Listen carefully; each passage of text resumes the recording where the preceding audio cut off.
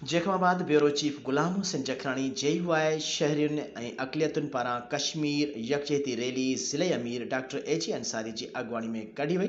शहर में गश्त कश्मीर खे हक़ ख़ुद इरादियत जो हक़ ॾियारियो जा नारा। ख़बर मूजिब जमियत उलमा इस्लाम शहरियुनि ऐं अक़लियतुनि पारां दफ़्तर JUI जमियत जैकबाबाद खां कश्मीरी यकजहती रैली JUI ज़िले अमीर डॉक्टर AG अंसारी, हाजी मोहम्मद अब्बास बलोच, हमादुल्लाह अंसारी, हाफ़िज़ मोहम्मद रमज़ान सुमरो, अक़लियती अॻुवान जान परवेज़, चाकर खान जखरानी, वाहिद बख्श उन्नड़, ताज मोहम्मद अमरोटी, मौलाना मोहम्मद अमीन जखरानी, राहिल अहमद मंगी, ख़ालिद ख़ान कटबार ॿियनि जी अॻुवाणी में रैली कढी वई, जंहिंमें माण्हुनि वॾे अंग में शिरकत कई। रैली में शरीक माण्हुनि खे हथनि में बैनर ऐं कश्मीर ऐं JUI जा झंडा हुआ, जंहिं सबब शहर जे मुख़्तलिफ़ रस्तनि ते मार्च करे कश्मीर जी आज़ादी जा नारा हया। बाद में प्रेस क्लब अॻियां तक़रीर में चयो त कश्मीरियुनि ते ज़ुल्म जा पहाड़ किराइण बावजूदि उन्हनि जो पाकिस्तान सां DNA तब्दील न थियो आहे। ख़िते में अमन जे लाइ कश्मीर खे हक़ ख़ुद इरादियत ॾियणु लाज़मी आहे। उन्हनि चयो त UN जे करारदादुनि ते अमल करे कश्मीर खे आज़ादी जो हक़ न वञे।